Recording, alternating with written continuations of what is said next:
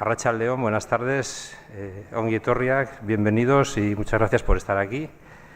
Antes de empezar, como siempre, vamos a daros algunos avisos, ¿vale? El primero es obligado.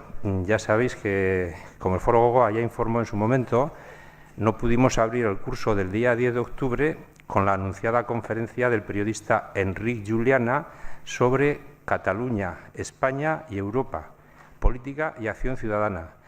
Ya sabéis los motivos, pues está muy ocupado este hombre y le reclaman de muchos sitios y la actualidad mandaba, ¿no? Entonces, a petición del conferenciante, la charla quedó aplazada sin fecha alternativa. Ya veremos cómo evolucionan los acontecimientos después del 21 de diciembre, pero nuestra idea y nuestro deseo sería poder escuchar a Enric Juliana, si es posible después de Navidad, cuando hayan pasado las elecciones. Si es posible, y lo dejamos muy abierto, si es posible os lo anunciaremos previamente porque tenemos ganas, creo que todos y todas.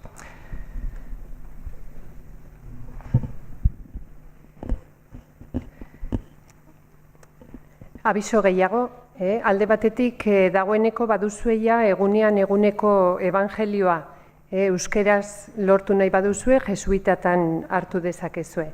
Decía que podéis encontrar ya el evangelio de cada día en euskera en jesuitas. Eta bestalde batetik San Fermin jubileu urtea dela eta hilabete hontan ospatuko dira mezak euskaraz San Lorenzo parrokian eta Euskal Telebistak transmitituko ditu. Izango dira 3 larunbatetan, azaroaren 11an, 18an eta 25ean, 5:04 gutxitan azaroaren 11an eta 25ean, eta 8:30 18an. Parte hartuko dute hainbat abesbatzak, Almandotzekoa, San Fermin abesbatza eta Lesakako abesbatza, azkeneko larun batean. Decía que con motivo de la celebración del año jubilar de San Fermín se celebrarán 3 Eucaristías este mes en euskera en la parroquia de San Lorenzo y se retransmitirán en Euskal Telebista. El sábado 11, 18 y 25 de noviembre.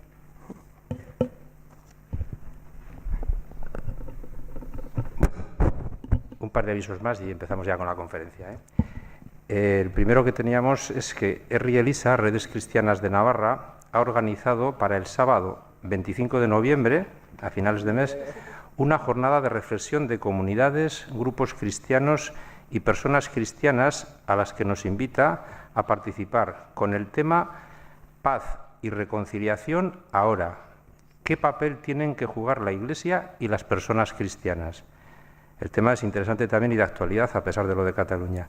Contaremos con la presencia de José Ignacio Calleja, profesor de Ética en la Facultad de Teología de Vitoria, y será en la parroquia de San Alberto de Pamplona, como os he dicho, el sábado 25 de noviembre, de 5 a 8 de la tarde. Y por último, anunciaros ya la próxima conferencia del Foro Gogoa, que será este mismo mes, a finales de mes, el día 27, lunes, con el título Aporofobia, el rechazo del pobre.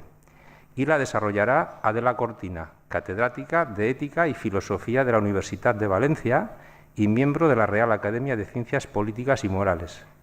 Lunes 27 de noviembre, Aporofobia, el rechazo del pobre. Y empezamos ya con la presentación.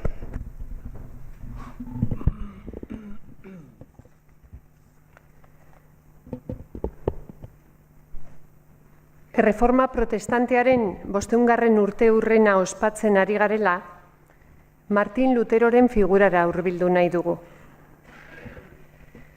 Urtetan gure inguruan zabaldu diren irudi ezkorra gaindituta eta bere argi eta ilunez jabetuta, Eliza erreformatu nahiak eraman zuen haraino ohartzen hasia gara. Berak abiatutako protestantismoak esnatzen ari zen humanismoa eta modernitatearekin batera paradigma berri baten atarian jarri zuen historia. Erreforma honetatik kanpo gelditu zen gure herrialde hontan beharrezkoa da espirituaren berrikuntza honetara begirada berri batekin hurbiltzea. Hortan lagunduko digu gure gaurko hizlaria, Juan Larios Antequera, Teologiako Seminario Evangeliko Bateratuan eta Salamankako Unibertsitate Pontifikaleko Juan 23. Instituto Pastoralean ikasi zuen teologia. Eta gizarte lana UNEDen. Duela 20 urte inguru bere postari lana utzi eta Espainiako Eliza Episkopal Erreformatuan, Komunio Anglikanoan ordenatu zen apaiz. Gaur egun Alkorkongo Esperantza parrokiako erretore da. Eta pastoralgintzarekin batera ekumenismoaren aldeko lanetan aritzen da. Etengabe bila dabilen pertsonatzat du bere burua.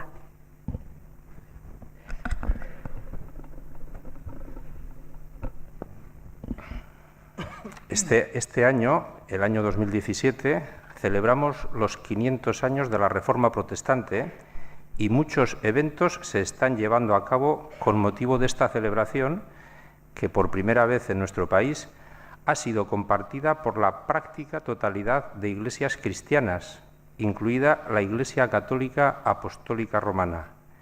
Sin duda, el protestantismo ha significado un claro avance en el desarrollo humano, social, político, económico y religioso que sigue siendo visible en gran parte del mundo desarrollado.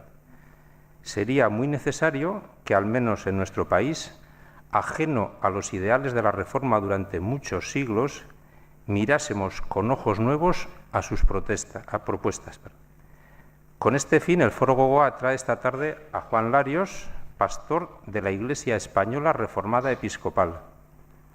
Cursó estudios de teología en el Seminario Evangélico Unido de Teología y en el Instituto de Pastoral Juan XXIII de la Universidad Pontificia de Salamanca. Es, además, educador social. Hace ya más de 20 años, Juan Larios abandonó su trabajo en Correos para ser ordenado sacerdote en la Iglesia Española Reformada Episcopal, Comunión Anglicana. Ha desarrollado el ministerio pastoral en Salamanca, Villaescusa, Zamora, Madrid y actualmente es rector de La Esperanza en Alcorcón, Madrid. Y junto a su comunidad se dedica a la lucha por hacer realidad los valores del reino anunciado por Jesucristo entre personas y colectivos en exclusión. También lleva muchos años trabajando en la tarea ecuménica. Se define como buscador incansable, aprendiz de poeta y constantemente desubicado. Juan, cuando quieras. Vale, pues... Bueno, tengo que decir que con esto de la educación social, en realidad no acabé la carrera, ¿no? Solamente hice todas las asignaturas que me venían bien para mi trabajo pastoral, pero aquello de la estadística y demás ya lo dejé. Bien, en primer lugar, pues agradecerles a todos ustedes y a todas ustedes pues la presencia aquí esta tarde. La verdad es que me sobrecoge, es la primera vez que tengo un auditorio tan grande. Agradecer también, como no, al foro pues esta invitación y de manera muy especial a Javier Pagola, que es con el que he mantenido pues todo este tiempo pues la correspondencia, ¿no? Y yo, como dicen en mi pueblo, yo creo que hemos hecho buenas migas, ¿no? Creo que sí. Así que, bueno, yo esta tarde espero servirles de utilidad, serle útil a todos ustedes y, en fin, espero aportar algo. Quizás no vaya a decir nada nuevo, porque sobre este aspecto, sobre este tema se ha hablado y se ha escrito muchísimo y se sigue escribiendo y hablando. Pero, bueno, como dice un escritor que yo admiro mucho y que ya murió hace poco, Eduardo Galeano, pero pues les contaré los decires y los haceres de este hombre, Martín Lutero, que da también para mucho. Así que, bueno, espero que todo vaya bien y si no es de su agrado lo que yo vaya a decir, pues ya les pido de antemano disculpas. Bien, como todos ustedes saben, pues este está siendo un año tremendamente importante para los protestantes de todo el mundo, ¿no? Se han celebrado, pues se han hecho celebraciones, conmemoraciones prácticamente en todas partes, en Estados Unidos, en Europa, en América Latina, incluso creo que también en algún país, en algunos países de África también se ha llevado esto, se han hecho este tipo de eventos, ¿no? Y aquí en nuestro país, claro, evidentemente, como no, en nuestro país también ha habido y seguirá habiendo hasta final de año pues este tipo de actos, de conmemoraciones para unos, celebraciones para otros, y eso pues yo creo que está muy bien, ¿no? Incluso la Iglesia Católica Romana pues ha tenido parte en todos estos eventos, y desde el aspecto ecuménico, desde el terreno ecuménico, incluso pues ha propiciado algunos de estos encuentros, ¿no? Y eso, pues como decía, a mí me parece genial.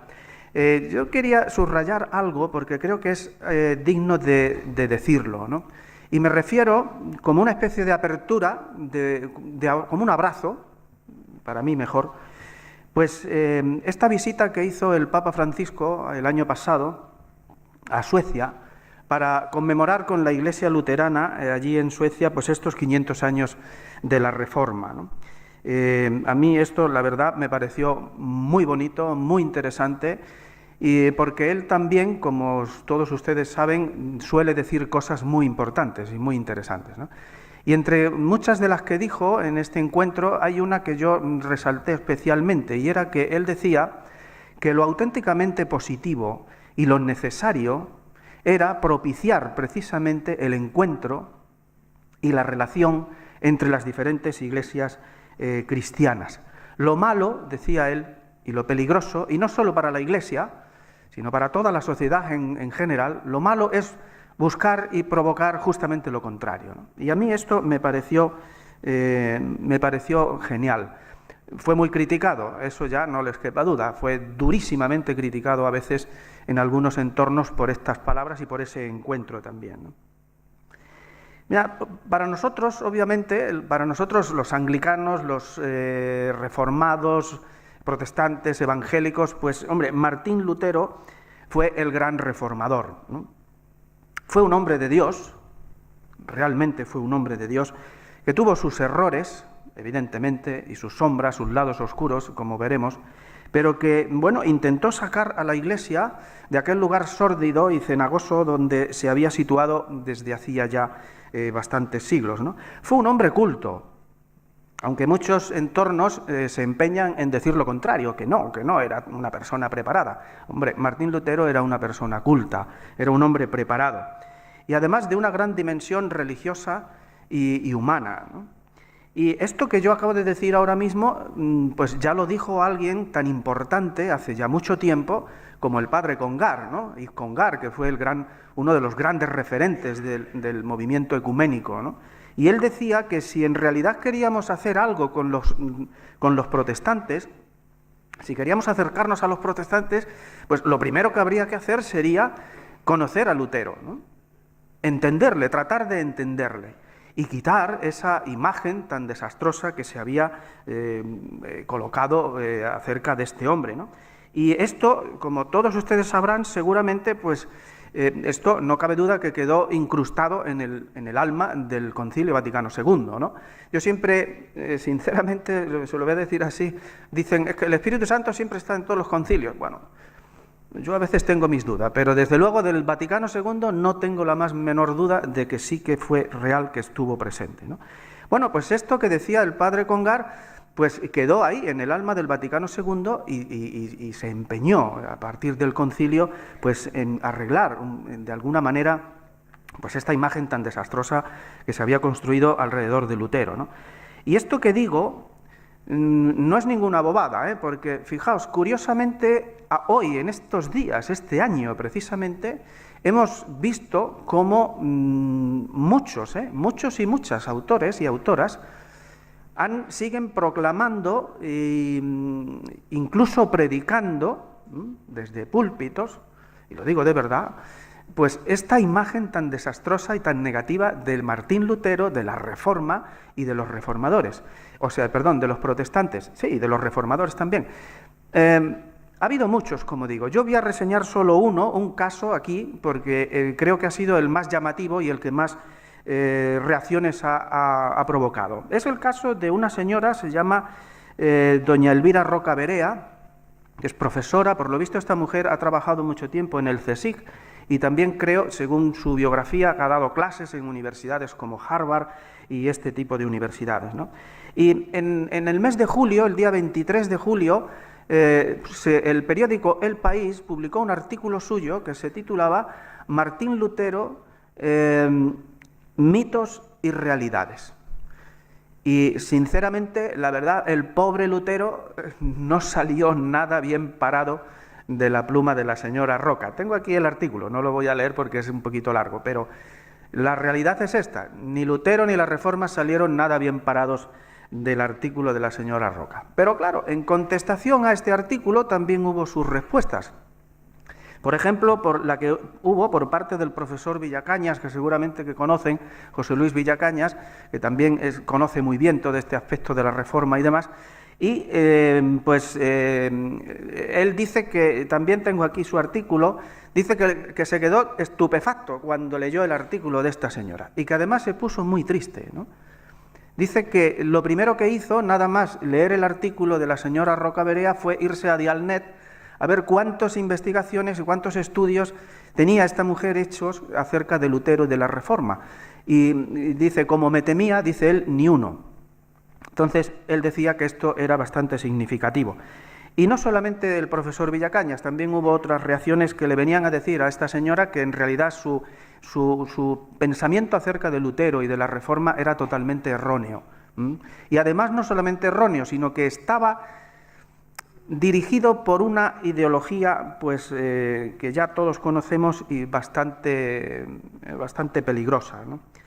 Lo cierto, digo yo, es que más allá de todo esto, de lo que se diga o se deje de decir, yo creo que hay una cuestión que es así, que es cierta, al menos desde mi opinión y desde la opinión de muchos otros, ¿no?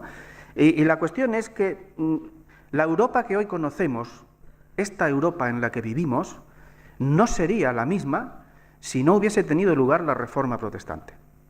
Independientemente después de lo que podamos hacer, de si fue bien, estuvo mal, bien, pero desde luego esta Europa no sería la misma si la Reforma Protestante no hubiese tenido lugar. Y obviamente, sin Martín Lutero, es muy probable que la Reforma Protestante pues tampoco hubiese tenido lugar.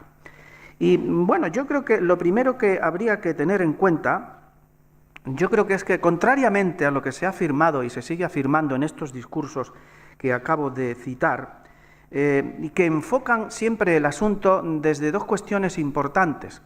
Una, desde la cuestión de los nacionalismos. Lutero, el padre del nacionalismo alemán, el que provocó la ruptura del imperio y demás. Y otro desde el lado de vista político, ¿no? Bien, yo creo que aquí habría que aclarar una cuestión que creo yo creo que no tiene lugar a dudas. Y es que la Reforma Protestante, en principio, no fue ninguna cuestión política. En principio, en su seno interno, en su esencia, no fue una reforma, una cuestión política. Lutero fue un hombre de iglesia y que quiso reformarla, simple y llanamente. Lo hizo mejor o lo hizo peor, pero quiso reformar la iglesia. No estaba en su pensamiento primigenio las cuestiones nacionalistas ni las cuestiones políticas, aunque obviamente tuvieran sus implicaciones. Pero sus intenciones del principio no eran cuestiones políticas ni nacionalistas. La Reforma Protestante comienza dentro de una realidad eclesial y con una intención puramente religiosa, pero que ciertamente, teniendo en cuenta que estamos hablando de una sociedad como aquella de cristiandad, donde todo está tamizado por el colador del derecho canónico, de la doctrina, de la teología católica, pues obviamente a medida que la Reforma avanza y va avanzando, lógicamente va a tener sus inclusiones y va a afectar no solo a la cuestión política, que la afectó de manera fuerte, sino a todas las dimensiones de la cuestión social y cultural, ¿no?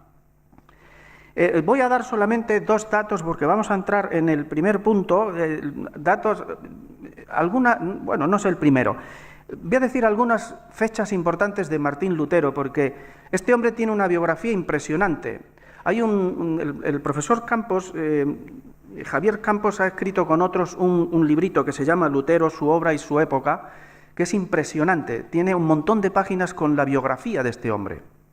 Y es que, como yo digo, una vez que Lutero empezó a moverse, Yo digo, es que no hubo un solo día que este hombre no dijera o hiciera algo que hiciese subir el pan.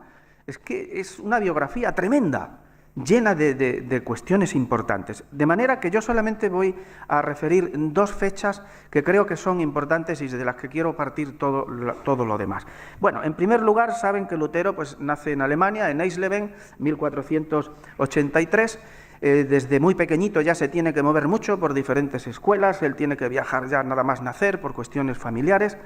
A los 18 años comienza la universidad en Erfurt. Él estudia hebreo, estudia latín, estudia griego, es nombrado doctor en Biblia, incluso también es nombrado vicario de su orden y llevará a su cargo algunos conventos. En fin, esto en el comienzo. También va a estudiar Derecho. Se pone a estudiar Derecho, pero lo deja por una cuestión casi que pudiéramos llamar hoy un poco surrealista, ¿no? Su padre quería que estudiara Derecho, pero él se encontró en una tormenta, por lo visto, según cuentan sus historiadores, se encontró una tormenta tremenda, le pidió no sé qué a qué santa, si lo sacaba de allí se metía a monje y ocurrió y dejó el Derecho y se metió en el monasterio. Esto es lo que cuentan los historiadores.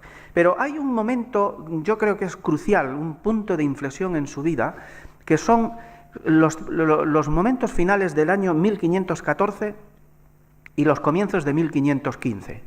¿Por qué? Pues porque ahí es cuando él va a vivir, según llaman sus biógrafos, la experiencia de la torre, o como algunos otras veces llaman también la revelación de la torre. ¿Y qué va a ser esto? Pues según sus biógrafos esto no es otra cosa que una experiencia de iluminación, algo así como una experiencia mística.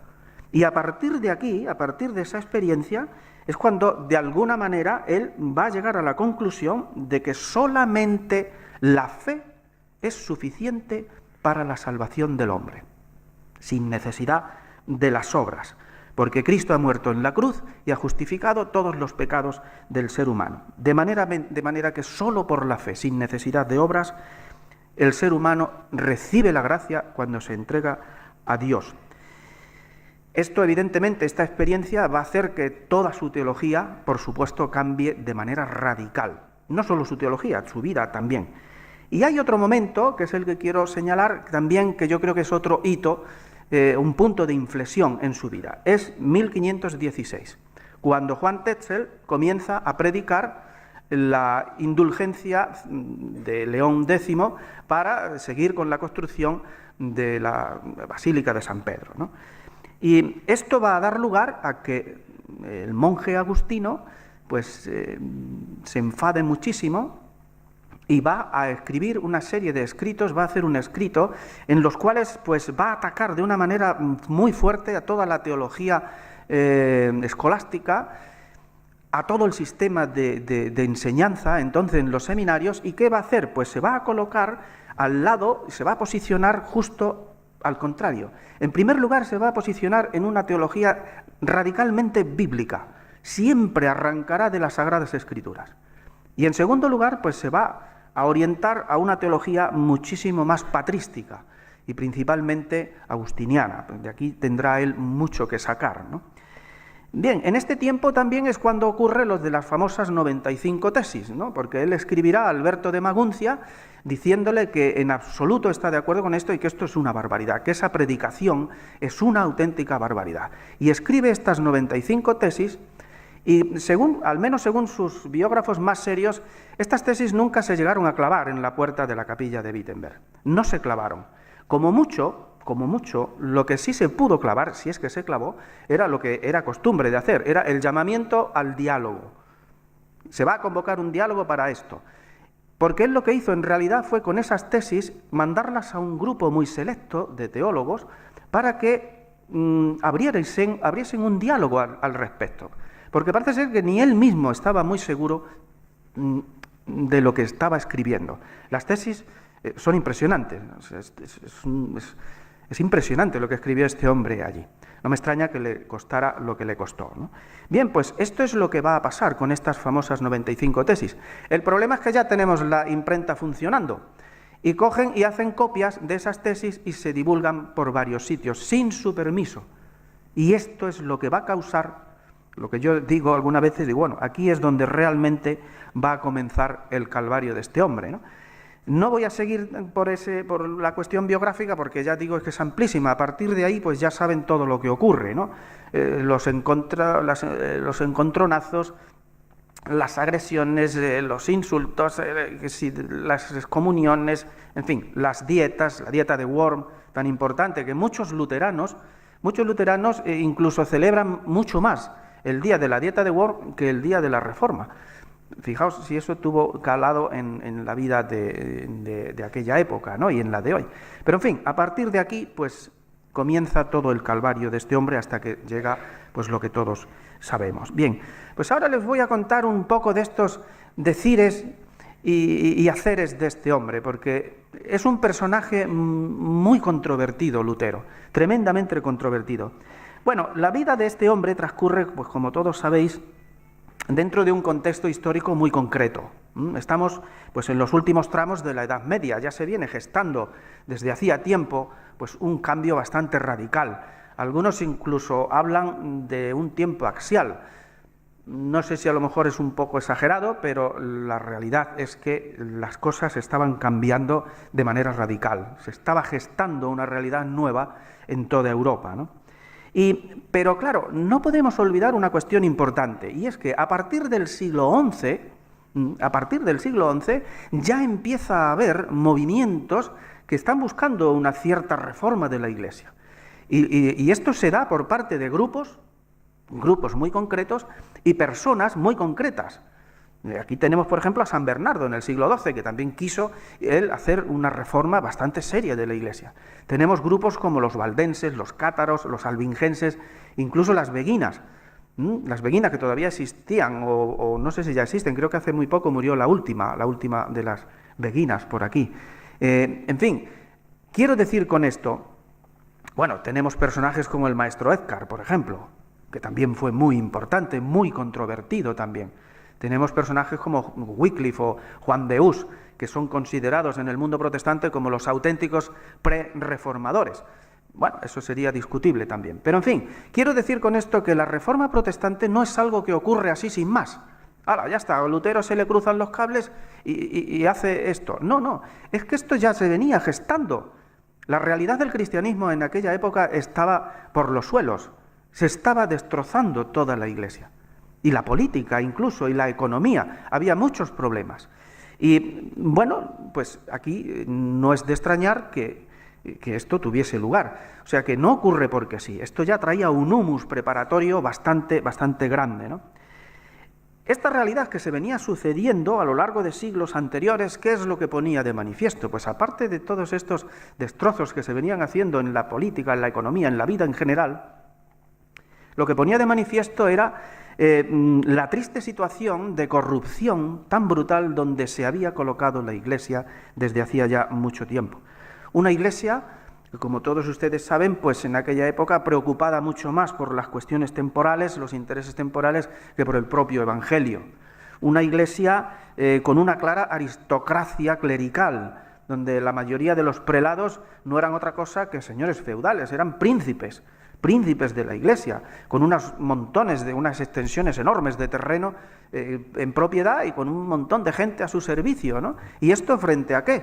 Pues esto frente a una gran masa de clérigos, en la mayoría con un índice bastante alto de pobres hombres, muchos ignorantes, otros con unas condiciones bastante miserables, ¿no?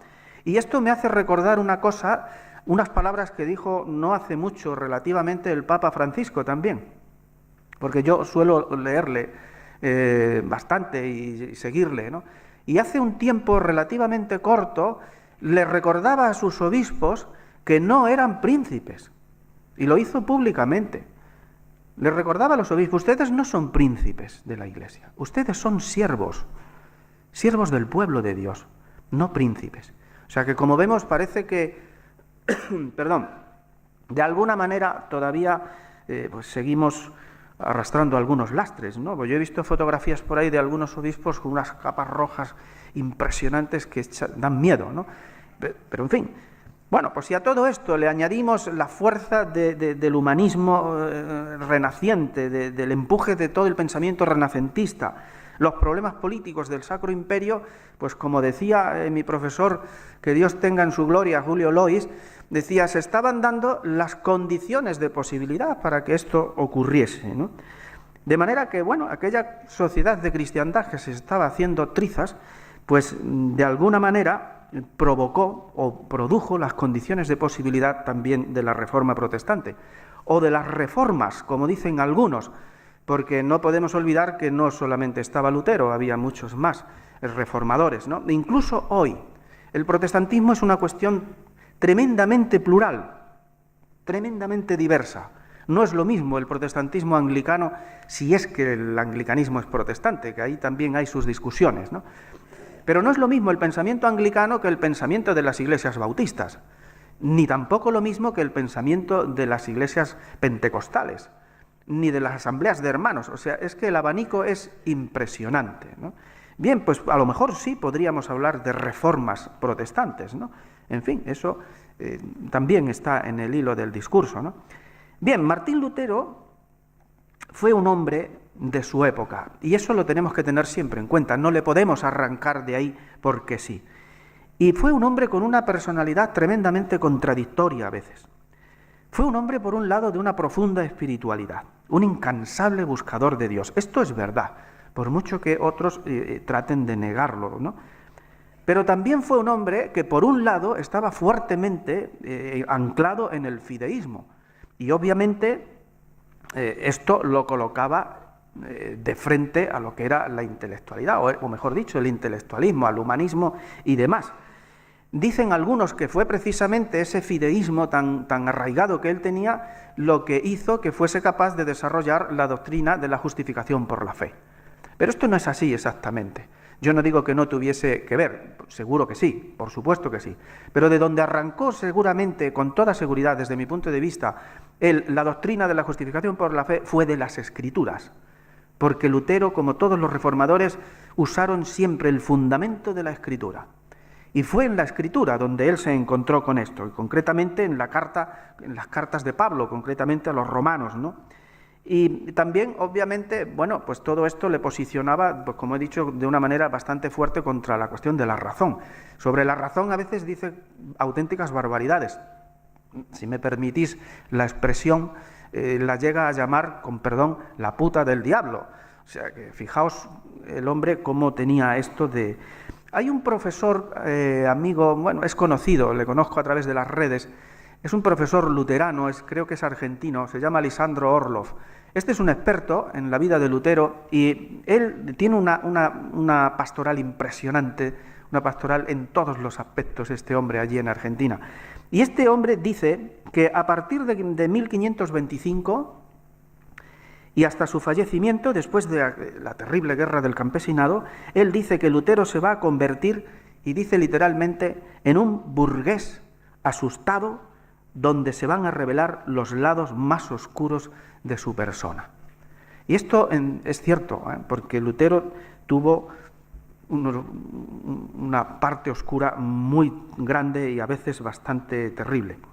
Aquí hay algo que quiero reseñar porque creo que es importante, porque hoy, en la actualidad, está teniendo mucha fuerza con estos discursos que anteriormente he citado. Y es la cuestión de la actitud que tenía Lutero con respecto a la comunidad judía, que era bastante fuerte. Bien, ¿por qué digo esto? Pues porque creo que aquí hay que hilar muy fino, porque estos discursos a los que me refería antes, lo que proclaman es que en Lutero encontramos el padre del antisemitismo moderno. Lo ponen así de claro, del antisemitismo nazi, fundamentado en la cuestión de la raza, del nacionalismo. Y yo creo, sinceramente, que no es así. O sea, yo creo que eso es un error bastante grave. Yo no voy a negar el antisemitismo de Lutero, por supuesto, no lo voy a negar, pero lo que sí creo que hay que tener claro es que si tenemos que ponerle un adjetivo a ese antisemitismo, tendría que ser teológico. Esto sería una cuestión de antisemitismo teológico. Yo creo que la cuestión de los nacionalismos en aquel momento a Lutero y la cuestión de la raza estaba bastante lejos de él. Y sí que es verdad que él se obsesiona con esta comunidad, incluso cree que le quieren matar, porque parece ser que en una noche va a cenar con unos rabinos, se intoxica, comida kosher, se intoxica y él piensa que es que lo quieren matar, ¿no? Y entonces, pues, si leemos estas famosas charlas de sobremesa, ahí dice a veces auténticas barbaridades de los judíos, y no solo de los judíos, también lo dice de los católicos romanos, ¿eh? Y si leemos todavía otro texto que tiene, que se llama Sobre los judíos y sus mentiras, escrito en 1543, santo Dios, lo que dice ese hombre de los judíos. Son auténticas barbaridades, uno de sus grandes lados oscuros y de sus contradicciones.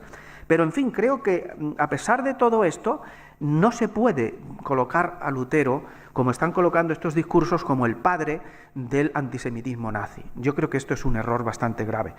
Y además, por otro lado, tenemos incluso, fijaos, porque claro, estas lecturas las hace todo el mundo, pero, hombre, hay que ser un poco más críticos, creo yo, ¿no?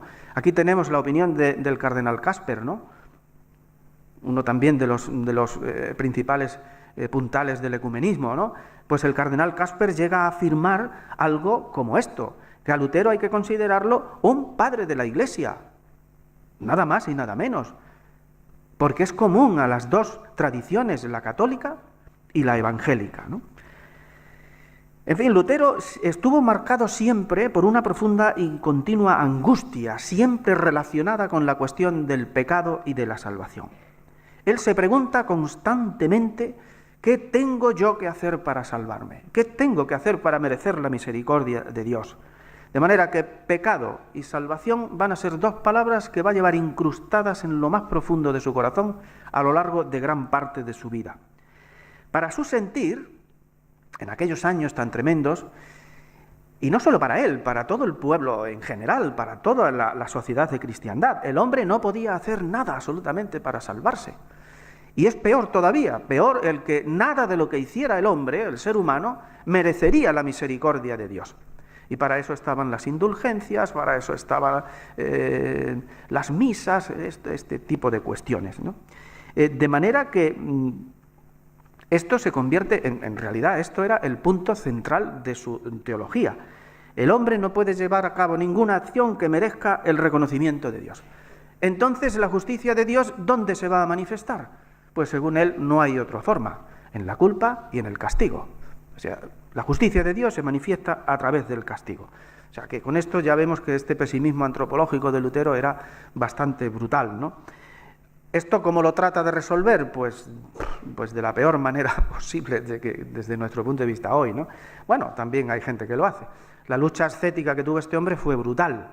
Los autoflagelamientos que se hacía, los ayunos tan brutales, que incluso muchas veces le llevaron a la enfermedad, le llevaron a ponerse enfermo, ¿no? Incluso su amigo y superior, Staupitz, ¿no? Le decía: pero hombre, ¿cómo haces estas cosas? Eres tú el que tiene contra Dios, Dios no tiene tanto contra ti. Pero nada, ni por esas. Hasta que el hombre llega a esta experiencia que llamábamos antes la revelación de la torre. Y entonces, a través de la investigación constante y la profundización en las Sagradas Escrituras, llega al convencimiento y a la experiencia de que la justicia de Dios no es sino aquella por la que el justo vive el don de Dios, que no es otro que la fe. Romanos 1:17. Y esto va a hacer que cambie su vida de manera radical. Porque allá donde vea un Dios inmisericorde, que de la única manera que hace justicia es aplicando el castigo, se encuentra con un Dios que no hace eso, sino todo lo contrario. Que la justicia de Dios se manifiesta en el amor, en la misericordia.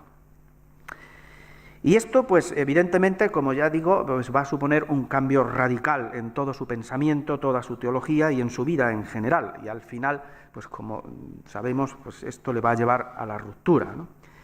Y encima, pues con el nacimiento del humanismo renacentista y todo lo que suponía esto, que estaba en un auge tremendo, y que había surgido ya una nueva forma de entender la realidad humana, de entender al ser humano, la dignidad del ser humano colocada en el centro del universo, pues todavía más complejo se le ponían las cosas a Lutero, porque Lutero no iba por ese camino. Lutero no era humanista, como ustedes saben, incluso va a romper con Erasmo. Romperá con Erasmo de Róterdam porque no entiende su postura, ni Erasmo pues quizás como hizo después Lutero también, por intereses personales, pues se posicionó al otro lado. Esto digo porque hay muchas veces que hay discursos que dicen, al menos desde el protestantismo, yo creo que equivocadamente, que colocan a Lutero como el padre directo de la modernidad. Y yo creo que esto no es así, de hecho no es así, no se puede afirmar esto así. Es evidente que la reforma con el tiempo va, como ya he dicho, va a alcanzar todos los ámbitos de la cultura y de la sociedad, pero no se puede hacer esa afirmación así tan gratuitamente y se escucha mucho por ahí, por los ámbitos protestantes. Martín Lutero, como ya he dicho, fue un hombre de fe y en medio de sus tremendas luchas internas lo que hace es una lectura de las Sagradas Escrituras radicalmente nueva. Y esto le conduce a una nueva forma de relacionarse con Dios, de relacionarse con el misterio. Y a partir de esa lectura se encuentra con ese Dios que no justifica a base de castigos, sino que justifica a través de la gracia. Por gracia sois salvos, por medio de la fe. Y esto quiere decir que el motor principal de Lutero fue la cuestión espiritual y religiosa. Y su compromiso no fue otro que liberar a la Iglesia de aquellas ataduras tan enormes en las que tenía y de la corrupción. ¿Desde dónde? Precisamente desde ese Evangelio de la gracia. Y esto a pesar de sus errores y de sus contradicciones, que como vamos a ver los tuvo y gordos.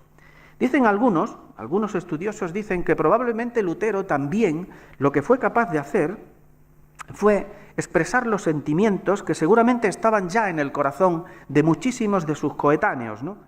Pero que hasta entonces, pues, no habían encontrado una manera adecuada de ponerlos en valor y expresarlos, es decir, no se habían dado todavía las condiciones de posibilidad.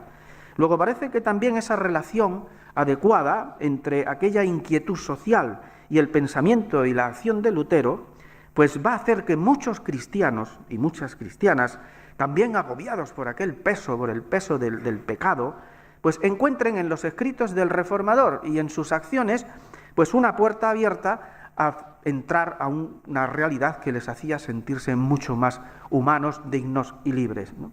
Bien, para terminar este apartado, pues ya saben que en 1520 León X publica la bula Exsurge Domine, en la que le advierte al Reformador que o se retracta de algunas de las cosas que está escribiendo y que ha escrito y que ha dicho, o corre el riesgo de ser excomulgado. ¿Cómo contesta Lutero? Pues contesta, creo que un año más tarde, no recuerdo bien, contesta con un escrito que se titula Contra la execrable bula del anticristo. Ahí es nada. El 10 de diciembre de ese mismo año, de 1520, Lutero, en la puerta de la capilla de Wittenberg, va a coger, junto con un montón de escritos de derecho canónico, teología y demás, y coge la bula y la quema delante de todo el mundo. En realidad lo que estaba quemando Lutero no solamente eran papeles, lo que estaba quemando era toda posibilidad de llegar a un acuerdo, ¿no? Y esto hará que al año siguiente, en el mes de enero, pues el Papa firme la bula de excomunión de Ecce Romanum Pontifice, ¿no? De aquí en adelante los años de Lutero van a ser tremendos, se va a estar continuamente en unas luchas tremendas.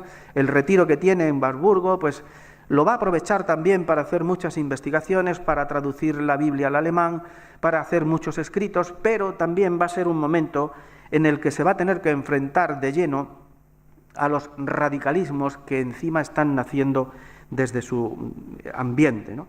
Aquí volvemos también a los datos oscuros de este hombre y a sus contradicciones, porque estaban en medio cosas muy importantes, como la cuestión de los votos monásticos, la cuestión de la comunión en las dos especies, la cuestión de la transustanciación, incluso algo muy importante que tendrá serias consecuencias, y es la cuestión de la injerencia de los gobernantes civiles en las cuestiones eclesiales. Pero en este aspecto, en el aspecto de contra la Iglesia romana, en este rifirrafe, este problema que tiene con la Iglesia, quizás lo más duro para este hombre fue la ruptura con Erasmo. No solo porque rompiera con él, sino que a través de esa ruptura, pues gran parte de todos los humanistas pues también se alejaron de Lutero. En 1524 Erasmo publica De Libero Arbitrio, a lo que Lutero contesta con su escrito De Servo Arbitrio. Y aquí sí que viene también otra de estas de sus contradicciones, porque aquí lo que va a expresar va a ser, entre otras cosas, la omnisciencia de Dios, la predestinación de Dios, porque para Lutero el libre albedrío no se le puede aplicar si no es exclusivamente a Dios. A Dios sí, al hombre no, porque el hombre no puede actuar libremente ni voluntariamente hacer el bien. Imposible. Esto solo lo llega a hacer cuando es abrazado por la gracia. Pero quizás lo más duro, el momento más duro de este hombre, yo creo que sí, fue la cuestión de la guerra del campesinado. Esto para la vida de Lutero, para el personaje, fue tremendo. Las condiciones de los campesinos, pues ya sabemos cómo eran, no eran ni beneficiosas ni muy agradables, ¿no? Y esto terminó convirtiéndose en una verdadera y auténtica amenaza. Principalmente porque en Lutero y en sus escritos y en sus acciones esperaban encontrar en ese nuevo movimiento pues una puerta a sus libertades y a sus derechos, a que se les reconociera como persona, su dignidad. Pero Lutero al mismo tiempo les instaba a que no se enfrentasen con los nobles. Y al mismo tiempo decía a los nobles que no se podían arreglar las cosas con la espada. Aquí pero a la hora de la verdad, cuando se produce el conflicto, la cuestión es que Lutero se posiciona al lado de la nobleza. Y esto contradice radicalmente sus enseñanzas y su sentir. Y encima los animaba, no tenía ningún reparo, animaba a exterminar a los revolucionarios sin piedad. Yo creo que, al menos desde mi punto de vista, esta fue la gran contradicción de este hombre. Porque por un lado nos encontramos a un Lutero que predica y nos habla de la teología de la cruz.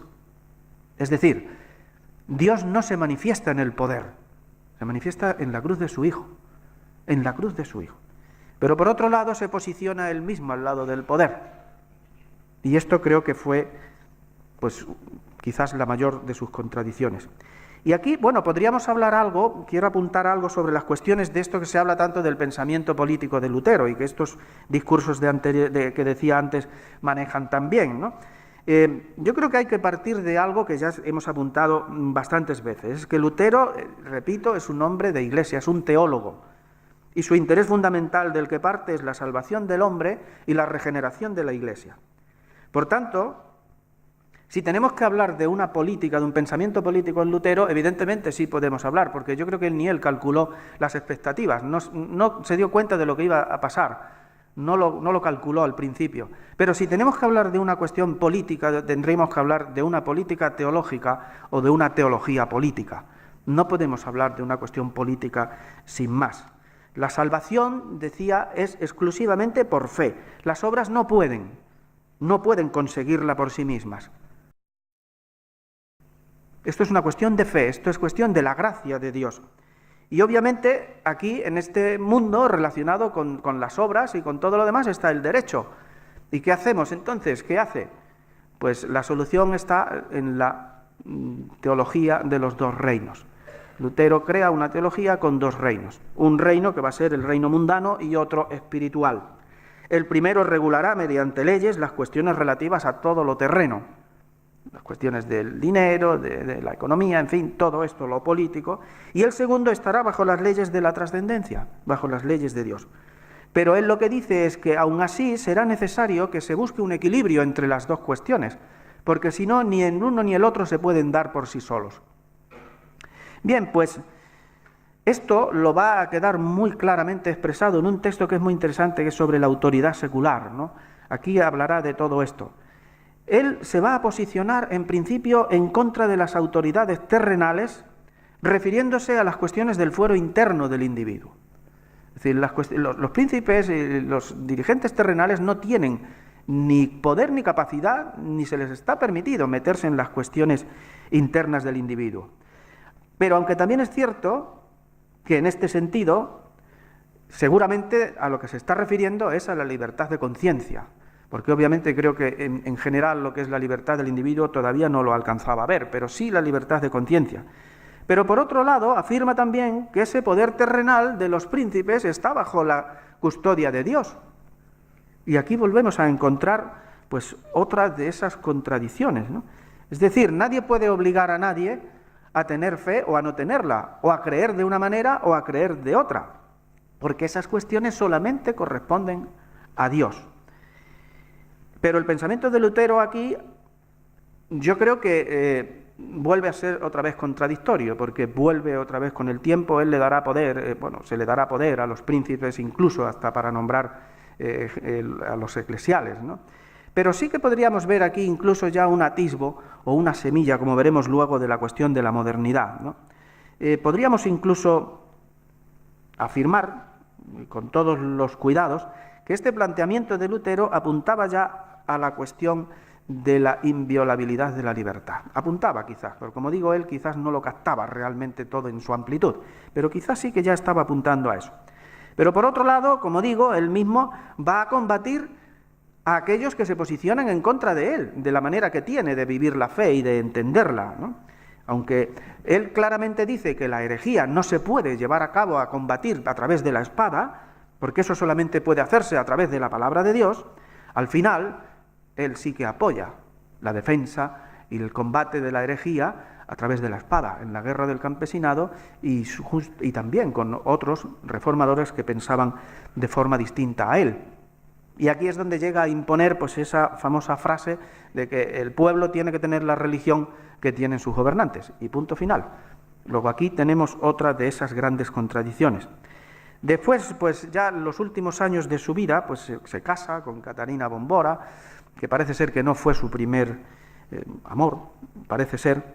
Se producen las primeras ordenaciones de sacerdotes evangélicos, va a rechazar también algunos dogmas como el de la transustanciación, pero nunca va a negar la presencia real de Cristo en la Eucaristía. Esto también hay que tenerlo claro. Vendrán los enfrentamientos con Zwinglio, que no fueron flojos, y con todos sus seguidores, la Dieta de Habsburgo, Esmalcalda. Y en fin, en honor a la verdad, como el profesor Lisandro Orloff dice, en estos últimos años parece ser que el protestantismo ya en ese momento había perdido bastante de la fuerza revolucionaria que tuvo en sus comienzos. Y con todo esto encima, y con una visión ya otra vez bastante negativa de la vida y bastante desastrosa, pues el hombre muere el 18 de febrero de 1546 y es enterrado en la capilla en el castillo de Wittenberg. Bien, vamos a ver ahora qué pasa con la Reforma y la modernidad, porque esto también tiene lo suyo. Yo creo que había que comenzar diciendo que, por supuesto, la Reforma protestante es mucho más que Martín Lutero. Es una cosa mucho más amplia.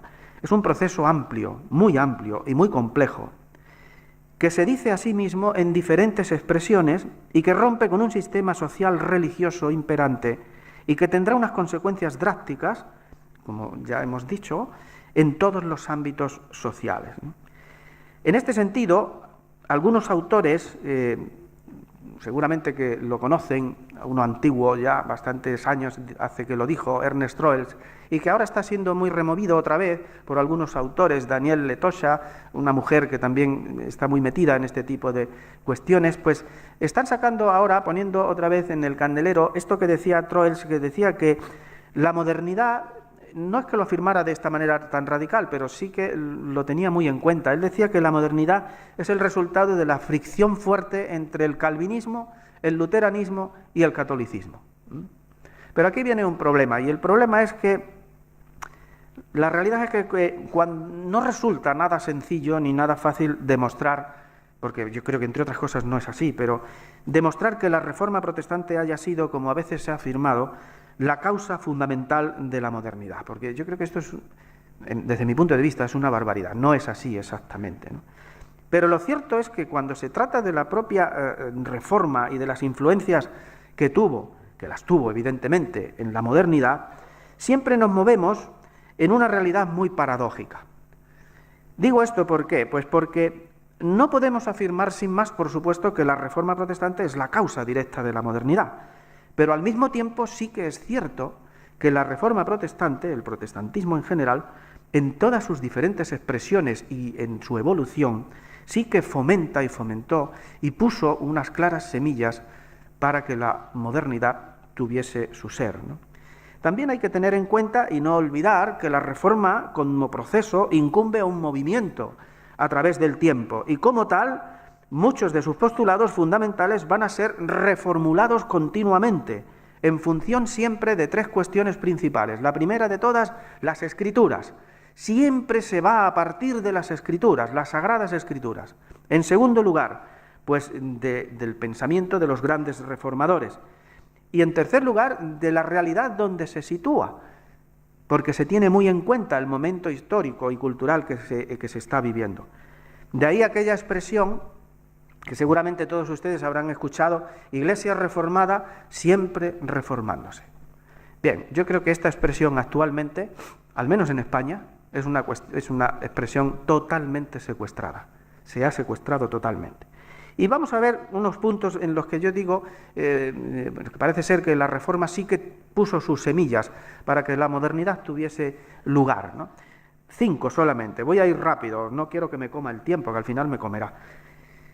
Bien, en primer lugar, la individualidad, la cuestión de la individualidad y obviamente la subjetividad. Fijaos, al afirmar el pensamiento reformado la cuestión del sacerdocio universal de los creyentes, que lo afirma, todos somos sacerdotes ante el Dios Altísimo y del Dios Altísimo, lo que está pasando es que se está tumbando por tierra toda la cuestión de la estructura jerárquica de la Iglesia. Todos somos sacerdotes del Dios Altísimo. Luego la estructura jerárquica se va abajo. Y lo que se está reforzando es la toma de conciencia y el afianzamiento de la propia persona como individuo. El yo, mi mismidad, yo mismo, frente a Dios, frente al Dios único. Y esto, obviamente, pues tiene mucho que ver también con la cuestión de la subjetividad, como fundamento de lo que podríamos decir la razón, la racionalidad. Aquí estamos otra vez en una paradoja, porque por un lado sí, es verdad que esto es así, el protestantismo afirma esto, pero por otro lado también es verdad que en muchas ocasiones se afianza en un fideísmo, a veces hasta yo diría extravagante, ¿no? En segundo punto, el rechazo al inmovilismo y al miedo. Cuando el protestantismo afirma la justificación por la fe, sola por la fe, la sola fe, uno de los 5 solas, sin necesidad de las obras, lo que está haciendo es deshacer también, en gran manera, esa angustia existencial que el ser humano tiene hasta entonces. Ahora hay seguridad de la salvación por la gracia de Dios, la sola gracia. Hay seguridad de salvación. Y por tanto, la existencia del ser humano se construye desde otros parámetros. No se construye como anteriormente desde la imposibilidad, desde el inmovilismo y desde el miedo al castigo, el miedo a la culpa. Ya saben todos ustedes que el miedo es un instrumento impresionante para tener pillado a toda una sociedad, ¿no? Es uno de los mejores instrumentos, ¿no? En tercer lugar, la cuestión política. Y aquí yo entre paréntesis pongo tanteos con el pensamiento democrático. Evidentemente no como entendemos hoy la democracia, pero bueno, ahí está la semilla, ¿no? Por un lado tenemos ese fuerte pesimismo antropológico que es incapaz, o hacía incapaz, a la persona normal vivir equilibradamente en la sociedad. ¿Y esto qué va a producir? Pues esto lo que va a producir es que los reformadores estén continuamente dándole vueltas al pensamiento y ejerciéndose en la búsqueda de formas sociales más humanas y que sean capaces de provocar una convivencia en paz. Es decir, vamos a convivir mejor entre todos y obviamente frente a los poderes civiles. Por otro lado, esto que ya hemos dicho del sacerdocio universal de los creyentes, no cabe duda de que actúa como una acción democratizadora. Aquí ya no estamos jerarquizados, aquí somos todos iguales ante Dios, somos todos sacerdotes del Dios único. Y hay otra expresión importantísima para los reformadores, esto de que en Cristo ya no hay judío, ni esclavo, ni hombre, ni mujer, ni libre, ni nada. Somos todos uno. Luego aquí podríamos ver también un apunte ya bastante serio en la cuestión del pensamiento democrático, ¿no? El cuarto punto, la actitud frente a la naturaleza misma y la semilla del pensamiento crítico y el científico. Hay una afirmación en el Génesis que es imperativa, y es al comienzo en el primer capítulo, los primeros capítulos, cuando dice: sed fecundos, multiplicaos y llenad la tierra y sojuzgadla.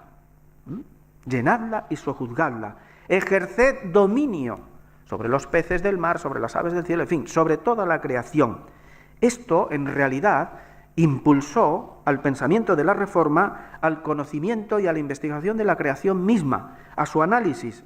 ¿En qué medida? Pues en la medida de que esto suponía un reflejo, la creación supone el reflejo del poder creador de Dios. Y hay que conocerlo, porque como luego veremos ahora, en la cuestión siguiente, el punto 5 es la semilla de la educación universal. Todos los grandes reformadores siempre tuvieron un interés especial por la educación. Construir una sociedad educada.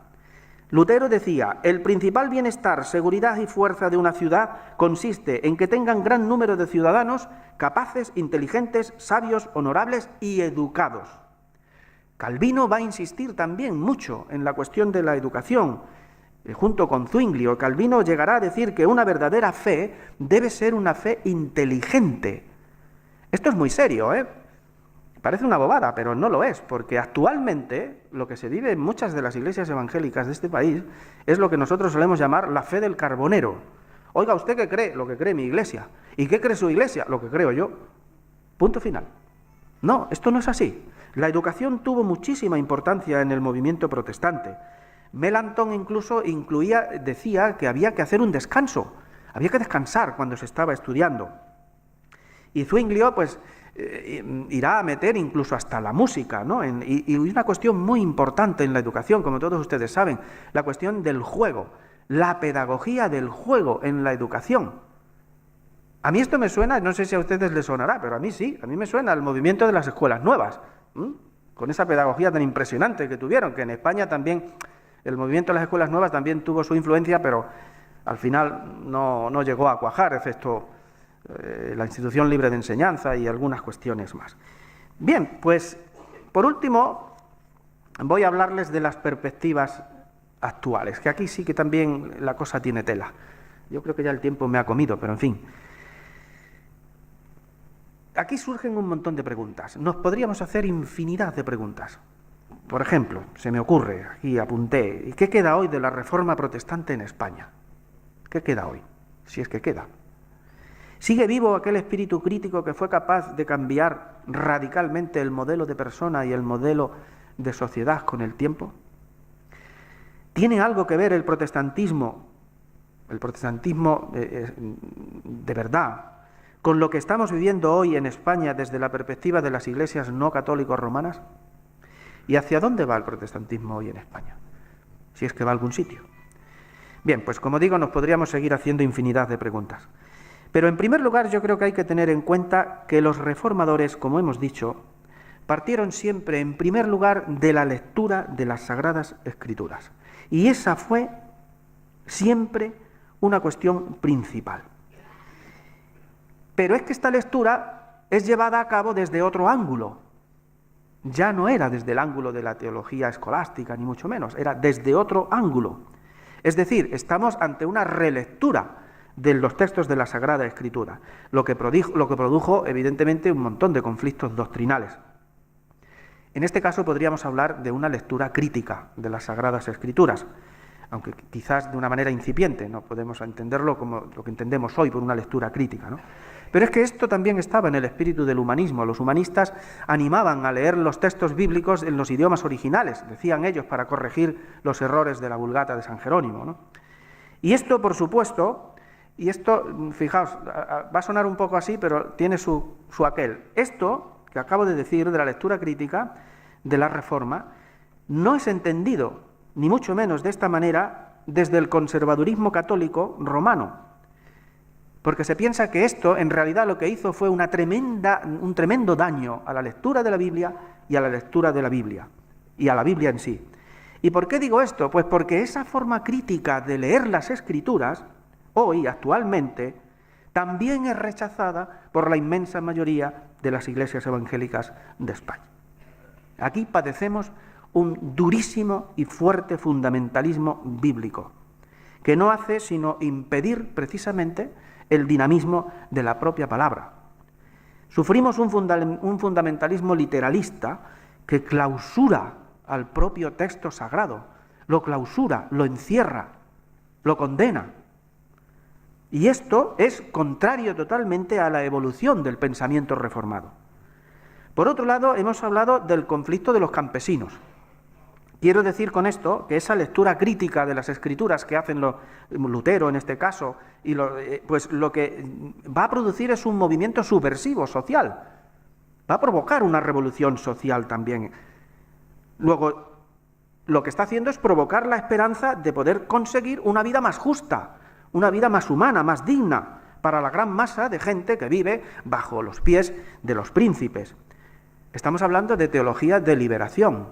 Yo no estoy diciendo que sea esto la teología de la liberación, pero sí digo que estamos hablando de teología liberadora. Para mí, la teología debe ser siempre teología liberadora. Si no, no es teología. En fin, este es mi punto de vista. Pues bien, ese principio de liberación que Lutero probablemente no llegó a alcanzar en su total expresión, hoy, actualmente, sigue vigente en la actualidad, en el pensamiento reformado. Y desde este pensamiento hablamos siempre de una liberación integral de la persona e integral de la sociedad donde vivimos. Y esto lo digo porque no se habla, el pensamiento reformado no habla de una liberación parcial como se trata de imponer por medio de la mayoría de las iglesias evangélicas. La cuestión es el alma. Bueno, la cuestión es el alma. Habría mucho que hablar de esto del alma, qué es el alma y a qué le llamamos alma, ¿no? Pero no es así. La cuestión es una cuestión integral. De manera que esto tiene mucha importancia también. Y ya no hablemos de la reacción de Lutero con las cuestiones de la economía, cuando se mete con la usura, que muchos dicen que tampoco fue tanto. Hombre, yo creo que sí, que fue bastante duro lo que dijo, ¿no?, en este aspecto. Más alto lo podría haber dicho, pero más claro yo creo que no. ¿Y qué pasa hoy con esta usura? Hoy estamos viviendo una situación perversa en nuestro país, y en otros muchos, en este sentido, promovido por un sistema económico mundial perverso, inhumano, y apoyado por nuestros dirigentes y por todos los dirigentes políticos corruptos que corrompen encima todas y cada una de las estructuras del Estado.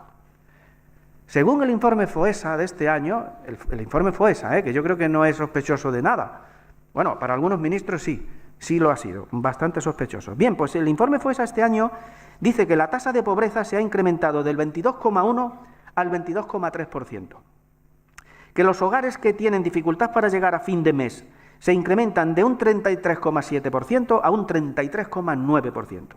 Que en España ahora mismo hay 648.000 hogares que no tienen ningún ingreso por salario o prestación pública. Esto es muy serio, ¿eh? Esto es muy serio. Y yo me pregunto, como protestante, como anglicano, ¿y dónde está la protesta de nuestras iglesias protestantes?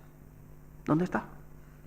Porque cuando se trata de cuestiones de la homosexualidad, que si tú tienes pene y yo tengo vulva, que si se trata de la cuestión del aborto, madre mía de mi alma, ahí salen todos a degüello. España, oramos por ti, campañas de oración, pero ¿y esta realidad? ¿Dónde están esas protestas públicas para estas cuestiones? ¿Dónde está el compromiso activo por el cambio social real? ¿Dónde está la formación académica que oriente a los nuevos teólogos y pastores protestantes en esa dirección, en esa liberalidad o en esa libertad integral? Y aquí quiero señalar algo importante, porque lo que yo le llamo la caridad pasiva, eso lo tenemos todas las iglesias evangélicas y protestantes, todas tenemos nuestras bolsas de comida que repartimos, la ropa, la atención, todas tenemos esa caridad pasiva. Pero ¿y la caridad activa? ¿Y el compromiso social? Aquí me acuerdo de unas palabras que dice mi amigo José Antonio Vázquez Mosquera, un exmonje cisterciense, que trabaja mucho con los círculos de espiritualidad de Podemos, y él dice que la espiritualidad cristiana, si no tiene un compromiso social activo, no es espiritualidad cristiana. Será otra cosa, estará muy bien, pero desde luego espiritualidad cristiana no es. Y actualmente, y por supuesto, desde mi punto de vista, el protestantismo en España, si es que se puede hablar de protestantismo como tal, excepto raras excepciones, que gracias a Dios las hay, ha sido secuestrado y diluido de manera sistemática e implacable por una corriente fundamentalista, literalista, venida del otro lado del charco, como se suele decir. y que ha causado una tremenda y dolorosa diversificación y división en el mundo protestante. Y toda esta corriente neomisional, neoapostólica, neoprofética, neopentecostal, neoconservadora, y el exacerbado énfasis que hacen todas ellas en la expresión de la salvación personal. La cuestión soy yo. ¿Usted por qué ha aceptado a Jesús como Salvador? Porque me quiero ir al cielo. Vaya. ¿Y el resto qué? Ya cada uno que se busque lo suyo, ¿no? Todo esto está diluyendo de manera tremenda e implacable el progreso civilizador de la sociedad. Está diluyendo los valores democráticos y sociales, la educación crítica de movimientos anteriores, como por ejemplo pues aquella institución libre de enseñanza a la que antes me refería, el diálogo inevitable con la razón, con la cultura, con el entorno que nos rodea. No quieren dialogar con la razón ni con el entorno. Esto es imprescindible, siempre lo ha sido. El Evangelio no es un tesoro que se nos ha dado para disfrutarlo exclusivamente en nuestro ámbito personal y parroquial o congregacional. Se nos ha dado para que lo invirtamos en la construcción de un mundo más justo e igualitario, donde no quepan las miserias de ningún tipo, ni las exclusiones, ni se levanten muros. No, esto no es así. El Evangelio no se nos ha dado para eso.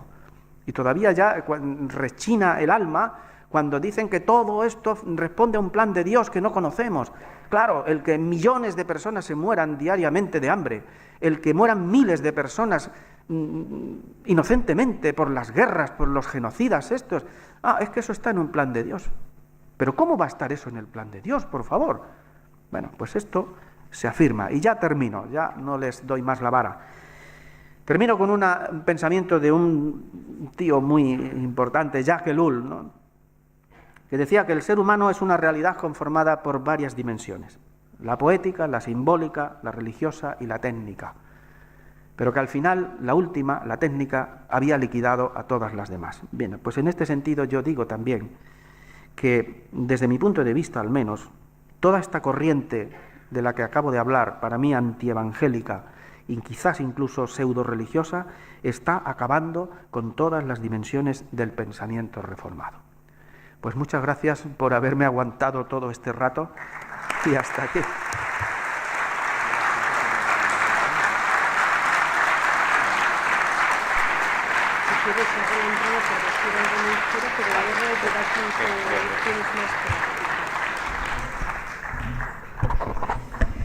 Mila esker, Juan. Muchas gracias. Ahora es vuestro turno. Zuen txanda, nahi dituzuen galderak edo zuen gogoetak eta nahiko laburki azaltzeko. ¿Bai? Bueno, como es habitual en el foro, quien quiera participar levanta la mano y ahí tenemos a Pello con el micrófono. Pello, por favor, Pello, aquí en la primera fila.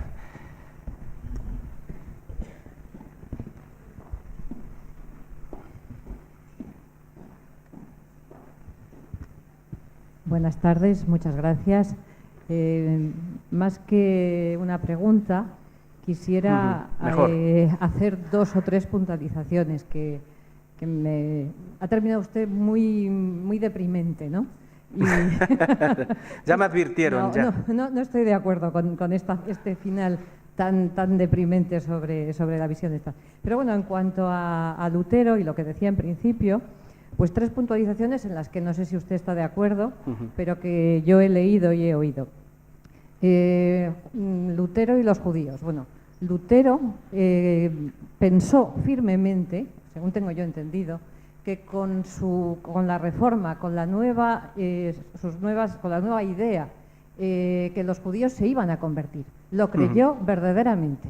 Sí. Y lo creyó absolutamente, es decir, había quitado todo lo que podía estorbar, todas las indulgencias, todas estas cosas que estaban ahí alrededor, que de alguna forma era un ruido que impedía que uno pudiese llegar a la salvación.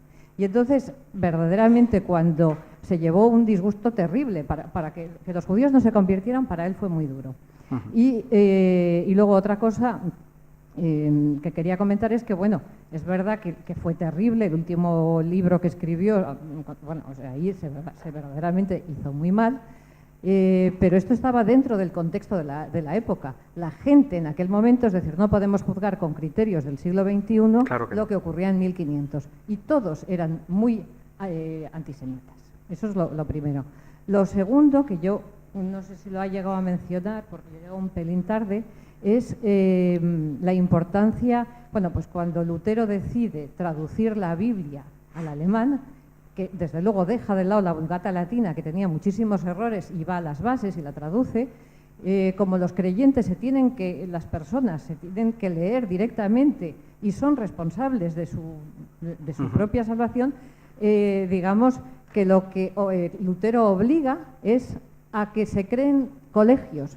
Todas las iglesias debían de tener un colegio. Exacto. Y creo que es muy importante saber que en 1500 y pico los colegios eran obligatorios para los niños y para las niñas. Y eso fue para mí una revolución y una cosa que realmente, de hecho, más tarde fueron cosas que fueron desapareciendo, ¿no? Es decir, el que las niñas también tenían que leer. Es decir, había que aprender a leer porque había que leer la Biblia. La Biblia, claro. Y luego la otra historia con los príncipes, que verdaderamente él escribió casi llamando a manifestarse a los campesinos y de repente cambia de idea. Creo que, bueno, dentro del protestantismo no hay santos, ni muchísimo menos. Hay hombres y mujeres con muchos defectos. Y Claro. con esos defectos Dios los utiliza.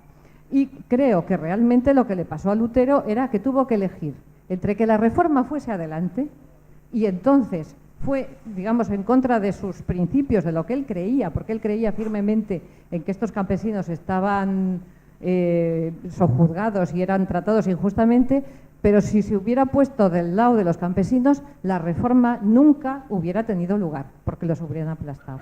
No sé si Sí, sí. de acuerdo. Estoy totalmente de acuerdo, claro que sí.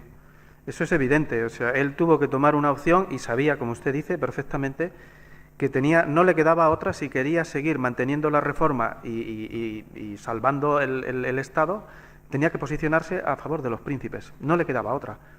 Por eso decía antes que al final este hombre también termina pues como empieza, casi, ¿no? Termina con ese pesimismo otra vez antropológico, en cierta manera, termina con una visión de la vida muy, muy oscura, porque al final él mismo, yo creo que se da cuenta de que está traicionando su propio discurso y su propia creencia, su propia fe. Y es evidente esto que dice usted, perdón, de la educación, de que todo el mundo tenía que aprender a leer y que las escuelas se implementaron, claro que sí. Se habla incluso de este famoso barco, ¿no? El Mayflowers, que fue con los puritanos a Estados Unidos y demás. Pues se dice que la mayor parte de todas las personas, incluidas las mujeres de las que iban en ese barco, todos sabían leer y escribir. O sea que esto sí que fue un grandísimo avance, evidentemente que sí. Estoy totalmente de acuerdo, sí. Gracias, Juan. Yo quería decir que he leído también a Casper, que quizá él no pensó en eso, pero salieron las cosas así. Después de lo que pasó, acabó el universalismo, la catolicidad en el sentido Claro. de universalidad, y empezó la llegada de los particularismos eclesiales y políticos que ha causado tanto daño en Europa, ¿verdad? Bueno, esto lo dejamos ahí.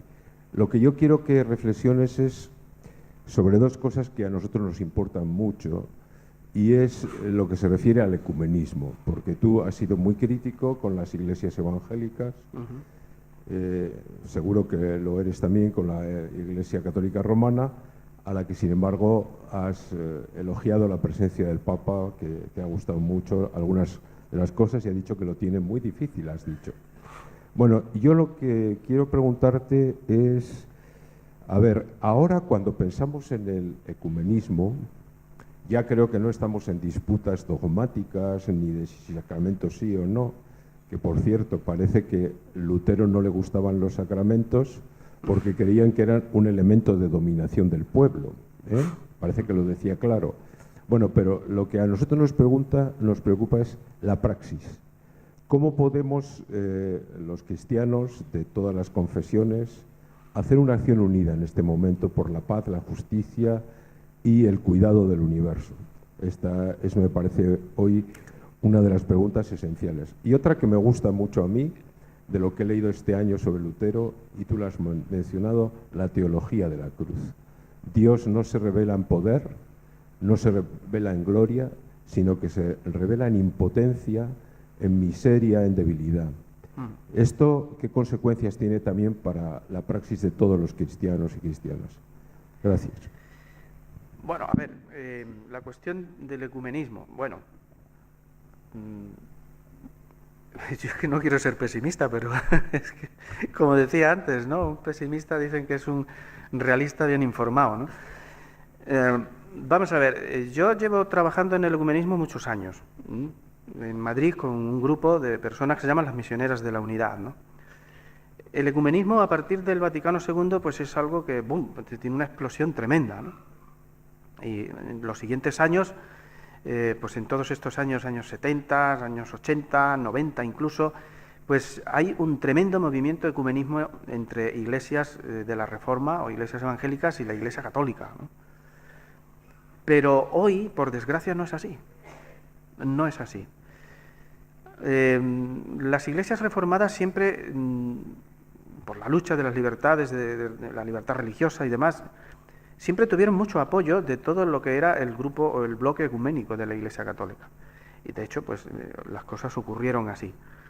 El problema es que, es lo que decía antes, el problema es que hoy en España hay tal cantidad de iglesias, no sé cómo llamarlas, voy a decir, iglesias evangélicas, que vienen con una ideología tan clarísima que no tiene nada que ver con esto, que están haciendo todo lo posible porque el ecumenismo no vaya adelante.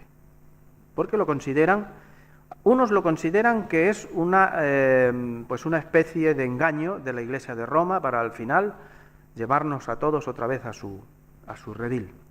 Y otros sencillamente porque piensan que eso es antibíblico, porque ellos se creen la Iglesia verdadera y todo lo demás no vale. Pero claro, esto realmente no es así, pero es que se está predicando así, al menos lo que yo veo, a lo mejor lo veo mal, pero es lo que yo veo. Tú sabes y todos probablemente sabéis que las cuestiones doctrinales en el ecumenismo, por lo menos a nuestros niveles, aquí entre nosotros, las iglesias católicas, los anglicanos y tal, no se toca. No se toca porque sabemos que va a ser conflictivo. Pero bueno, si se toca a niveles altos niveles del pensamiento teológico. Está, por ejemplo, con los anglicanos el ARCIC, que es el grupo de teólogos de ambas partes, pues que están estudiando todos los documentos teológicos, han llegado a unas conclusiones bastante importantes, ¿no? Se me ocurre ahora un documento que hay que se titula, me parece que es el del ARCIC 2, María, Gracia y Esperanza en Cristo, ¿no? Estoy hablando de anglicanos, ¿no? Porque los anglicanos también tienen diferentes expresiones. María, Gracia y Esperanza en Cristo. Bueno, pues eso es un documento precioso, al cual han firmado ambas iglesias. Sí que es verdad que hay algunas cuestiones que causan un poco de fricción, como son los dogmas de la Asunción, como en fin, este tipo de cosas. Pero sí que se ha llegado a un acuerdo importante en este asunto y en otros también. Tenemos los acuerdos de la justificación por la fe. Tenemos otros textos impresionantes con el Consejo Mundial de Iglesias sobre la autoridad en la Iglesia.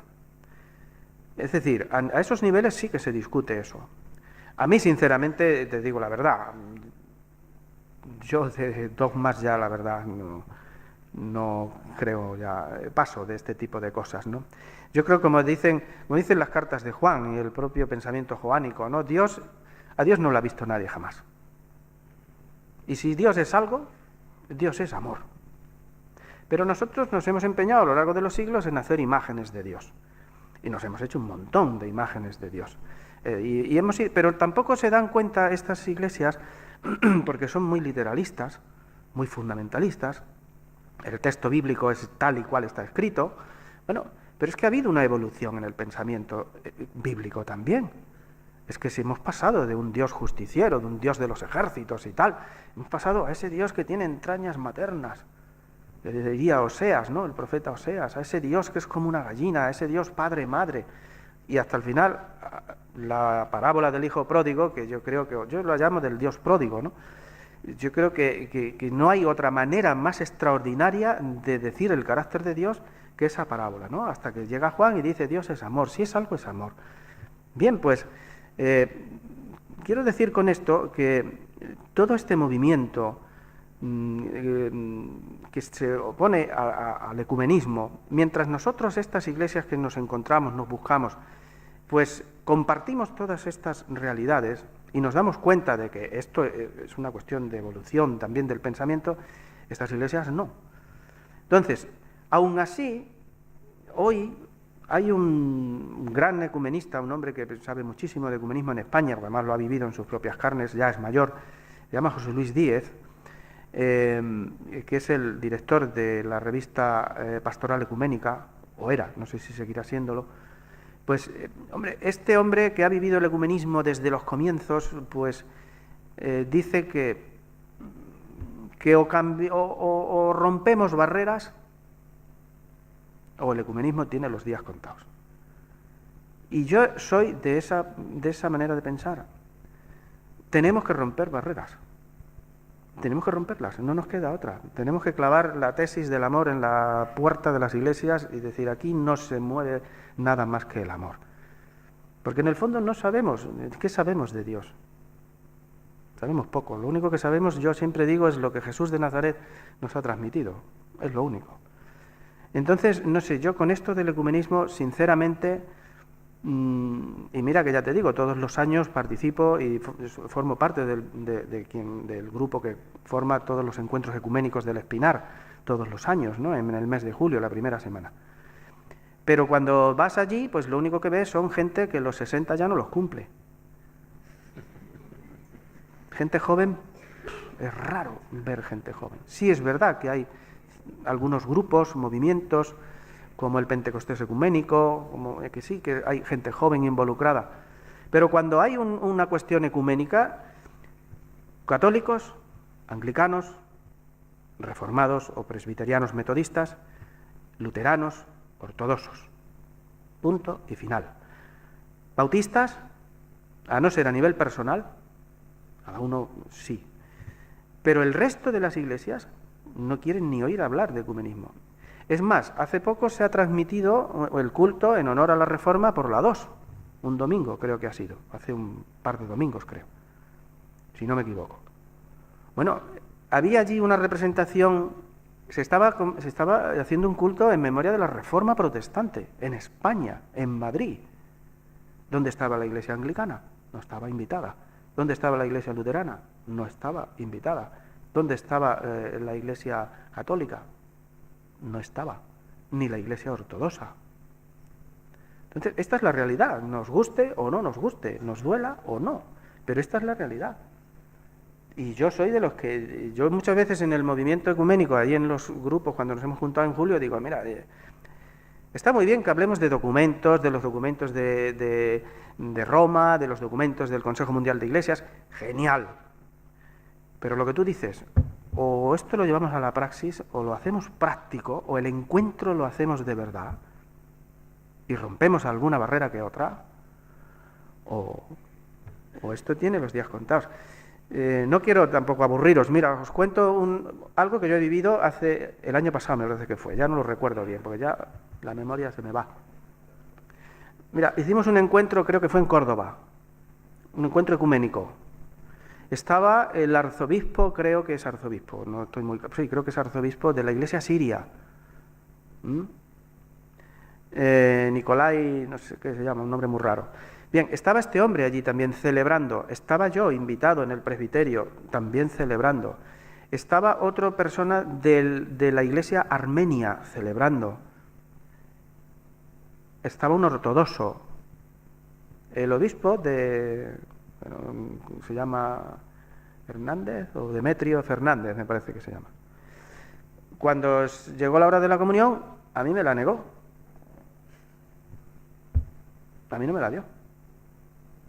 Y a otro de los hermanos presbíteros que estaban allí, tampoco, porque no sé, porque creo que ese dijo, no, si él no la toma, yo tampoco.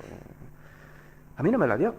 Y cuando entramos en la sacristía, después de todo pues aquel evento y tal, pues este señor me preguntó, ¿qué tal? ¿Cómo se ha sentido usted en su casa? Y le dije, pues como estaba aquello lleno de curas y de monaguillos y tal, le dije, pues ya que me lo pregunta, se lo voy a decir.